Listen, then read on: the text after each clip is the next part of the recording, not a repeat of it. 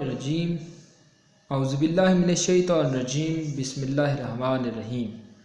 آج کا ہمارا لیکچر جو ہے وہ ہے سند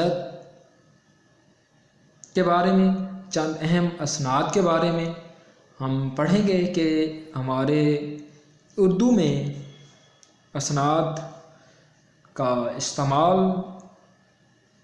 ان کی تعریف، ان کا پہچان۔ علم بدیع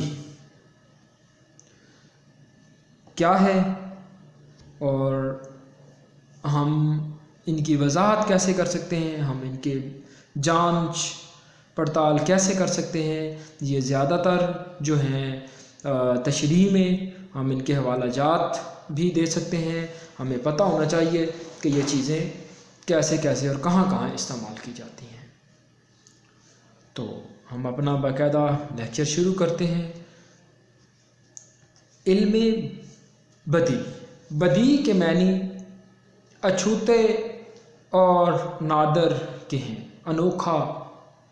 علم بدیع کے ذریعے تحریر یا کلام میں اچھوتا پن پایا جاتا ہے۔ اس سے کلام کی آرائش و زیبائش کی جاتی ہے۔ اصطلاح بدیع اس علم کا نام ہے جس میں صنائع لفظی اور صنائع معنوی بیان کی جاتی ہیں۔ علم بدیع جو ہے اس کی دو اقسام، آپ کہہ سکتے ہیں اس کی دو اقسام ہیں، صنائع معنوی اور صنائع لفظی۔ صنائع صنعت کی جمع ہے، اس کے معنی ہنر، کاریگری اور مہارت کے ہیں۔ اب ہم پڑھتے ہیں صنائع لفظی کیا ہوتا ہے۔ صنائع لفظی لفظوں کی شبد بازی، لفظوں کا ہیر پھیر، الٹ پلٹ، نوک پلک، سنوارنے، کلام میں آرائش و زیبائش پیدا کی جاتی ہے۔ صنائع لفظی میں خوبی لفظوں سے پیدا کی جاتی ہے۔ صنائع لفظی میں خوبی لفظوں سے پیدا کی جاتی ہے۔ تو بیٹا ہم آگے چلتے ہیں۔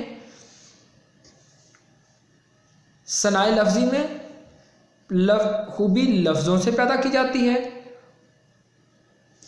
اب ہے صنائع لفظی کی چند ایک اقسام۔ صنائع لفظی کی 6 اقسام ہیں بیٹا۔ سند تجنیس پہلی سند ہے۔ صنائع لفظی کی اقسام ہم پڑھ رہے ہیں۔ سند تجنیس، کلام میں دو ایسے الفاظ لانا جو تلفظ میں یکساں لیکن معنی میں مختلف ہوں۔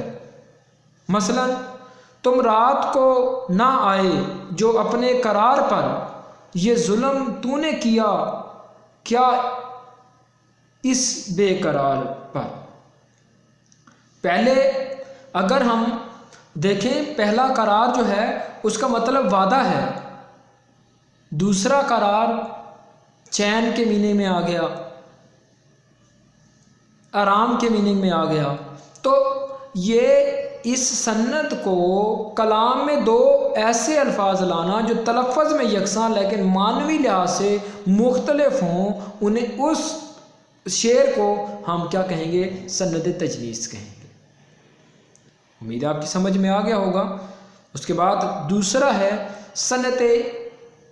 صنعت لفظی کی دوسری اقسام کہہ لیں صنعت اشتقاق، کلام میں ایسے الفاظ لانا جو ایک ہی مادے اور مصدر سے مشتق ہوں، ایک ہی مصدر سے وہ مشتق بنے ہوں، ایک ہی مصدر سے وہ مشتق بنے ہوں، تو اسے ہم کیا کہیں گے؟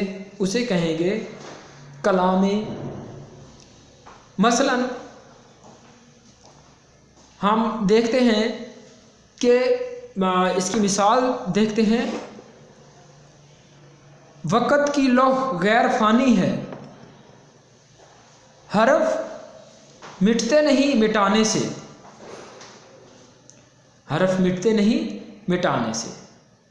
تو دیکھیں کہ شعر میں لفظ مٹتے اور پھر لفظ مٹانے استعمال ہوا، دونوں لفظوں کا مصدر مٹانا ہے، دونوں لفظوں کا مصدر مٹانا ہے، تو جب دونوں لفظوں کا مصدر مٹانا ہے تو ہم ایک ہی مصدر سے نکلنے والے الفاظ کو سند اشتقاق کہیں گے، ایک ہی مصدر سے نکلنے والے الفاظ کو سند اشتقاق کہیں گے۔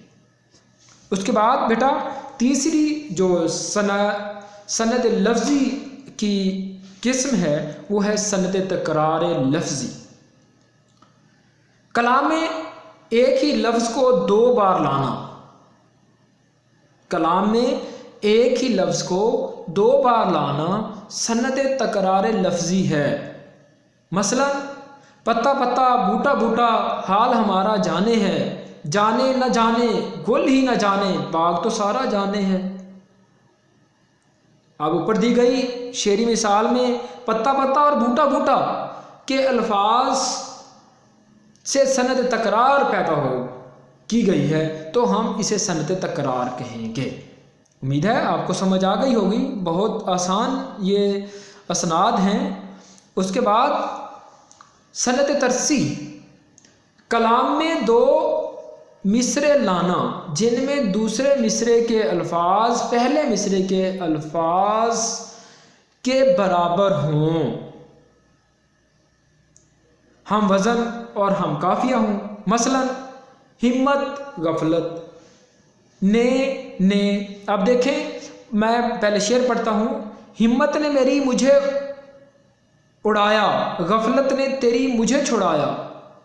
آپ دیکھیں کہ ہمت نے میری مجھے اڑایا، اب ہمت اور غفلت اس کے بھی چار الفاظ ہیں، ہمت کے اور غفلت کے بھی، نے دو ہیں، حروف ہیں، میری اور تیری یہ دونوں برابر ہیں، اور ہم قافیہ اور ہم وزن بھی آ رہے ہیں، تو اس کو سند ترسیح کہیں گے۔ اوپر ہمت میں جو ہے ہم دیکھتے ہیں غفلت میں غین فے لام تے اور ہمت میں ہے میم تے ہے، لیکن ہم ہمت ہے میم پھر میم تے، اس کو میم کو ڈبل پڑھا جا رہا ہے تو اس کے بھی چار حروف ہو جائیں گے۔ سند سکاکت الاداد جو ہے، سکاکت الاداد یہ جو ہے بیٹا اس کے بارے میں ہم پڑھیں گے۔ کلام میں اعداد کا ذکر کرنا کہ اگر کاؤنٹنگ آ جائے، اگر تعداد کا ذکر آ جائے تو اسے سیاقت الاداد کہیں گے۔ مثلا عمر دراز مانگ کے لائے تھے 4 دن، 2 آرزو میں کٹ گئے 2 انتظار میں۔ 4 اور 2 دیکھیں یہ اعداد کا ذکر آ گیا، کاؤنٹنگ کا ذکر آ گیا ہے۔ تو اس کے بعد ہے سند تضمین۔ تضمین میں نے پہلے بھی آپ کو پڑھائی تھی کہ کسی دوسرے شاعر کا کلام میں اپنے کوئی مصرع استعمال کرنا، کسی دوسرے شاعر کا کلام میں اپنے اشعار میں شامل کرنا۔ مثلا اوپر غالب دیکھیں، یہ اوپر جو ایک پہلا مصرع ہے وہ غالب کا ہے، دوسرا مصرع امام بخش ناسخ کا ہے، تو یہ اوپر جو ہے واوین میں استعمال کیا گیا ہے، یہ ہماری درسی کتاب میں بھی شامل ہے، اس کے بارے میں ہم نے پہلے بھی پڑھا ہے۔ تو یہ 6 جو تھیں صنائع لفظی کی اقسام تھیں جو ہم نے پڑھی۔ اب ہم پڑھتے ہیں صنائع معنوی کی۔ تو صنائع معنوی کے بارے میں ہم پڑھتے ہیں، اگر معنوی میں خوبی پیدا کر کے کلام کی خوبصورتی اور تاثیر میں اضافہ کیا گیا ہو تو اسے صنائع معنوی کہیں گے، کہ معنوی لحاظ سے اس کے کوئی معنویت لحاظ سے اس میں خوبصورتی پیدا کی گئی ہو تو جو کہ اس کے معنی پر غور کرنے سے، جیسے ہم تشریح کرتے ہیں، یہ ہماری تشریح کے لحاظ سے بڑا ہی اہمیت کے حامل چیزیں ہیں کہ آپ ان پہ ذرا غور سے توجہ فرمائیں گے تو انشاءاللہ آپ کو سمجھ آ جائے گی۔ اس کی 10 اقسام ہیں، 10 سنتیں ہیں، تو اتنی مشکل نہیں ہے اور اتنی جو ہے کوئی پیچیدہ بھی نہیں ہے، سادہ سادہ چیزیں ہیں جو اس میں بتائی جاتی ہیں۔ 1-2 مرتبہ اس کا بغور مطالعہ کرنے سے آپ کی سمجھ میں یہ بات آ جائے گی۔ سند تضاد، جیسے اس کی تضاد سے ہی ظاہر ہو رہا ہے، کلام میں 2 الفاظ لانا جن کے معنی ایک دوسرے کی ضد ہوں۔ مثلا صبح ہوتی ہے، شام ہوتی ہے، عمر یوں ہی تمام ہوتی ہے۔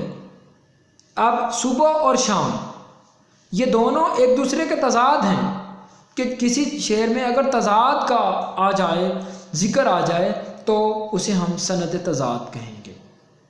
بہت ہی آسان یہ سنتیں ہیں، لیکن تھوڑا جو ہے غور کرنے سے سمجھ میں آتی ہیں۔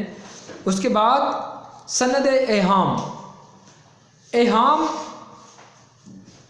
کے لغوی معنی وہم میں ڈالنا، یہ ہم پہلے ہی اس کے بارے میں آپ کو بتایا جا چکا تھا کہ میں نے پہلے بھی کسی ایک شعر میں آپ کو یہ تشریح میں پڑھایا ہے۔ سند ایہام کے لغوی معنی وہم میں ڈالنا، اصطلاح میں کسی عبارت یا شعر میں ایسے لفظ یا الفاظ استعمال کرنا جس کے معنی 2 معنی ہوں، ایک قریب کا اور دوسرا بعید کا، لیکن لکھنے والا دور کے معنی مراد لے، اسے ہم کہیں گے سند ایہام۔ میرے خیال میں ہم نے پڑھا ہے یہ سند ایہام، ہماری جو ایک شعر آیا تھا وہ فیض احمد فیض کا تھا شاید، اس غزل میں ہم نے یہ جو ہے سند پڑھی ہے، میں نے پڑھائی بھی ہے آپ کو، چلیں دوبارہ ہو جائے گی یہ۔ ایہام کے لغوی معنی ہے وہم میں ڈالنا، اصطلاح میں کسی عبارت یا شعر میں ایسا لفظ یا الفاظ استعمال کرنا جس کے معنی 2 معنی ہوں، ایک قریب کا دوسرا بعید کا، لیکن لکھنے والا دور کے بعید کے معنی مراد لے۔ مثلا شب جو مسجد میں جا پھنسے مومن، رات کاٹی خدا خدا کر کے، رات کاٹی خدا خدا کر کے۔ شب جو مسجد میں جا پھنسے مومن، رات کاٹی خدا خدا کر کے۔ اب یہاں پہ خدا خدا کر کے یعنی کہ اللہ اللہ کر کے، اب ہمارا جو پہلا اس میں معنی ہمارے ذہن میں پہلی بات آتی ہے وہ خدا خدا کر کے، مطلب اللہ اللہ کر کے، لیکن جو شاعر ہیں وہ اس کا مسجد میں دل نہیں لگا، مسجد میں وہ جو ہے اسے کوئی مسجد امن کی جگہ ہوتی ہے لیکن اس کا وہاں پہ دل نہیں لگا، تو وہ کہتا ہے کہ میں نے بڑی مشکل سے رات کاٹی۔ یہ بعید کا معنی جا کے لے رہا ہے، دور کا معنی یہاں پہ سے مراد لے رہا ہے شاعر۔ تو اس سند کو ہم بیٹا کہیں گے سند ایہام۔ اگر کسی شعر میں ایسا استعمال آ جائے تو آپ ساتھ سند کا ذکر بھی کریں گے بیٹا۔ اس کے بعد ہمارا تیسری سند ہے سند مرات النظیر، کلام میں ایک لفظ کی نسبت سے ایسے دوسرے الفاظ استعمال کرنا جو اس لفظ سے تضاد کے علاوہ کوئی اور تعلق رکھتے ہوں۔ مثلا نہیں ہے نا امید اقبال اپنی کشتے ویراں سے، ذرا نم ہو تو یہ مٹی بڑی زرخیز ہے ساکی۔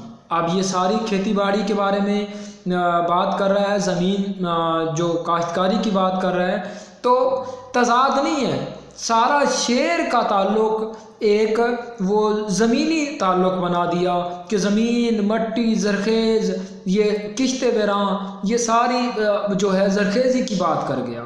تو یہ ایک تضاد کے علاوہ کوئی اور تعلق بن رہا ہے تو ہم اسے سنت مرات النظیر کہیں گے، سنت مرات النظیر کہیں گے۔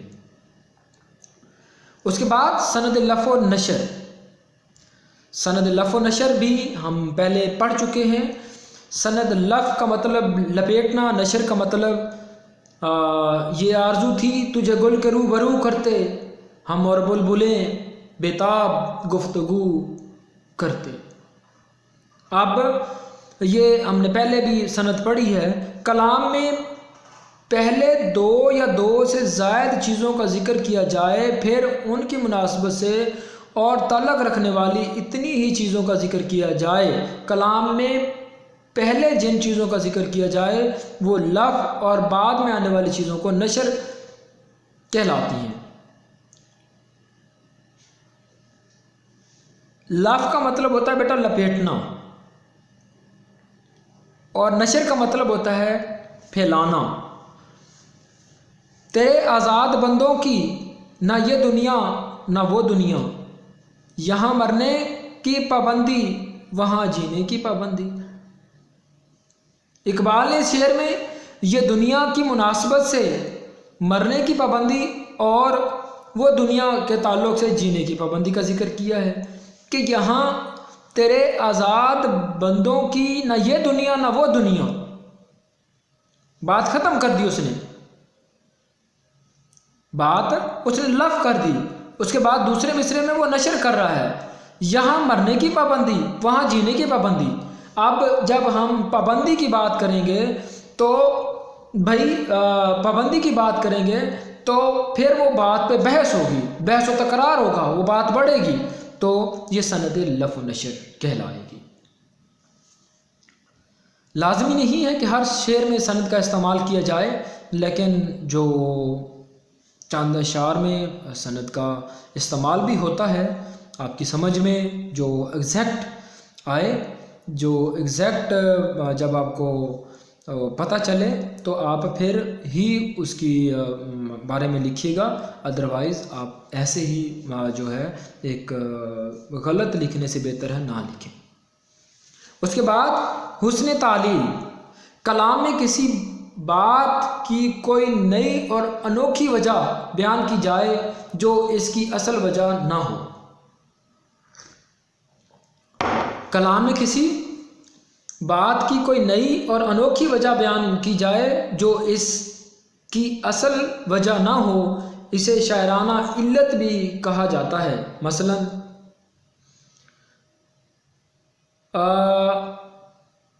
میں نے پہلے بھی یہ ہم نے پڑھا تھا، میری طرح یہ ماہ و مہر بھی ہیں آوارہ، کسی حبیب کی ہیں جستجو کرتے، کہ یہ حقیقت بات تو نہیں ہے، جو سورج و چاند ہیں وہ اپنی طرح وہ حبیب کی جستجو تو نہیں کرتے، وہ تو اللہ تعالیٰ نے ایک کام میں لگایا ہوا ہے تو وہ اسی کام میں لگے ہوئے ہیں۔ یہ سند حسن تعلیل ہے کہ یہ نئی بات ہم نے پیدا کر دی، انوکھی بات پیدا کر دی ہے، تو یہ جو ہے یہ حسن تعلیل ہے۔ یہاں بھی ایک خوبصورت جو ہے شعری حوالہ دیا گیا ہے، اسی باعث سے دایا طفل کو افیون دیتی ہے کہ تاہو جائے لذت آشنا تلخی دوران سے۔ دایا بچے کو افیون دیتی ہے کہ وہ آرام سے سو جائے اور وہ اپنا جو ہے تلخی دوران سے جو ہے اس سے بچ جائے، لیکن یہ حقیقت تو نہیں ہے نا، وہ حقیقت بات کا انوکھی بات ہو جانا، شاعری میں کوئی انوکھی بات کہہ دینا، یہ وہ مثال میں نے اچھی ہے، اس میں آپ کی سمجھ میں جلدی آ جائے گی کہ ماہ مہر بھی ہیں آوارہ، کسی حبیب کی ہیں جستجو کرتے، کہ وہ آوارہ تو نہیں ہے، وہ تو اللہ تعالیٰ نے ایک کام اپنا ان کا نظام بنایا ہوا ہے، ان کا سلسلہ بنایا ہوا ہے، اسی میں اللہ تعالیٰ نے لگایا ہوا ہے۔ سنت مبالغہ، سنت حسن تعلیل کی آپ کو سمجھ آ گئی ہوگی، تو ثناء لفظی کی چھٹی قسم ہے سنت مبالغہ۔ اب ہم سنت مبالغہ کو دیکھتے ہیں۔ سنت مبالغہ کلام میں کسی وصف، کیفیت یا حالت کو اس درجہ بڑھا چڑھا کے بیان کرنا کہ بادی نظر میں وہ ناممکن معلوم ہونے لگے۔ مثلا جو اس روز سے جو اس زور سے میر روتا رہے گا تو ہمسایہ کائے کو سوتا رہے گا۔ تو سند مبالغہ ہے کہ اس زور سے جو میر روتا رہے گا، مبالغہ کا مطلب ہوتا ہے جھوٹ، کلام میں کسی وصف کیفیت یا حالت کو اس درجہ بڑھا چڑھا کے بیان کرنا کہ بادی و نظر میں وہ ناممکن معلوم ہونے لگے کہ یہ ناممکن بات ہے کہ نہ ہی وہ میر جو ہے اتنے زور سے روتا رہے گا، نہ ہمسائے کو اتنی زور سے رونے سے تو نہیں وہ جگا سکتا نا۔ یہ جھوٹ ہے، مبالغہ ہے، سند مبالغہ، کہ ناممکن چیز کو شاعری الہات سے ممکن کر کے بیان کر دینا۔ اس کے بعد صنعت تجاہل عارفانہ، کسی چیز کو جانتے ہوئے انجان بن جانا تجاہل عارفانہ کہلاتا ہے۔ کسی چیز کے بارے میں جانتے ہوئے بھی انجان ظاہر کرانا تجاہل عارفانہ کہلاتا ہے۔ موت کا ایک دن معین ہے، نیند کیوں رات بھر نہیں آتی؟ شاعر رات بھر نیند نہ آنے کا سبب جانتا ہے مگر لا علمی کا اظہار کرتا ہے، تو اسے ہم کیا کہیں گے؟ سند تجاہل عارفانہ۔ اس کے بعد ہماری سند تلمیح، ایسا شعر جس میں دونوں مصرے مختلف زبانوں میں ہوں۔ ایک شعر ہے اس کے دونوں مصرے مختلف زبانوں سے لیے گئے ہیں تو ہم اسے سند تلمیح کہیں گے، سند تلمیح کہیں گے۔ یہ وہ تلمیح نہیں ہے جو ہم نے پڑھی ہے، یہ اور بات ہے۔ سند تلمیح، ایک پہلا مصرع کسی اور زبان سے لیا گیا ہو، دوسرا مصرع کسی اور زبان سے لیا گیا ہو۔ دل اس کے عشق کے دریا میں ڈالا، توکل علی اللہ تعالی۔ دیکھیں پہلا مصرع اردو کا ہے، دوسرا عربی کا مصرع ہے، تو یہ سند تلمیح کہلائے گی۔ اس کے بعد ہمارے سند معنوی کی قسم نمبر 9 ہے سہل ممتنع، ایسا شعر جو نہایت سادہ اور آسان لفظوں میں لکھا گیا ہو لیکن اس میں فکر کی گہرائی پائی جائے۔ مثلا تم میرے پاس ہوتے ہو گویا جب کوئی دوسرا نہیں ہوتا، کہ شعر جو ہے لغوی لحاظ سے بہت آسان ورڈنگ میں لکھا گیا ہو، الفاظ آسان استعمال کیے گئے ہوں، جن کی لغت دیکھنے کا جو ہے وہ ہمیں ضرورت نہ پیش آتی ہو، تو یہ دیکھا جائے تو حقیقت میں ایسے ہی ہے کہ تم میرے پاس ہوتے ہو گویا جب کوئی دوسرا نہیں ہوتا، تو اس میں کوئی ایسا لفظ مشکل نہیں ہے جس کی لغت دیکھنے کی ضرورت پڑے گی۔ تو لیکن اگر غور کیا جائے تو اس شعر میں بہت ہی فکر گہرائی کی بات کی گئی ہے، تو اسے سہل ممتنع کہیں گے۔ آخری سند جمع، یہ جو ہے ثنائے معنوی کی آخری قسم ہے۔ کلام میں ایک ہی قید، شرط یا حکم کے تحت چند چیزوں کو جمع کرنا، مثلا ہم ہوئے، تم ہوئے، کہ میر ہوئے، اس کی زلفوں کے سبب اسیر ہوئے۔ یہ دیکھیں کہ اس شعر میں میر نے اپنی ذات کو، آپ کو اور دیگر احباب کو اس قید کے تحت کر دیا ہے کہ جو بھی اس حسن کے اس حسین کو دیکھے اس کی محبت میں گرفتار ہو جائے، گرفتار ہوئے بغیر نہیں رہ سکتا۔ ایک ہی قید کے تحت حکم، ایک ہی قید ہو، شرط ہو، تو اس کے تحت چند چیزوں کو جمع کرنا اور پھر وہ اس پہ لاگو کر دینا، سند جمع کہلاتی ہے۔ تو یہ تھا بیٹا ہمارا آج کا لیکچر. تو یہ آپ امید ہے اسے بار بار سنیں گے. یہ ایک دفعہ سننے سے آپ کے ذہن میں بات نہیں آئے گی، آپ کے لیے نئی چیزیں ہیں. تو یہ ہمارے سلیبس سے تھوڑا ہٹ کے ہیں، لیکن جو ہے یہ آپ کے ذہن میں رہے کہ یہ سند کے بارے میں وہ کوئی ایم سی کیوز دے سکتا ہے. بہت سے ایسے بورڈز ہیں جن میں یہ ایم سی کیوز دیکھے گئے. تو اس کے بعد میں نے یہ لیکچر بنانا ضروری سمجھا کہ آپ کا ایک نمبر بھی ضائع نہ ہو. تو آپ کو ان کے بارے میں ضرور پتہ ہونا چاہیے کہ یہ کیا چیزیں ہیں، اور کوئی شعر آ جاتا ہے تو آپ اس کے بارے میں اندازہ لگا کے لکھ سکیں. آپ کو پتہ ہونا چاہیے. والسلام، دعاؤں میں یاد رکھیے گا. اللہ حافظ.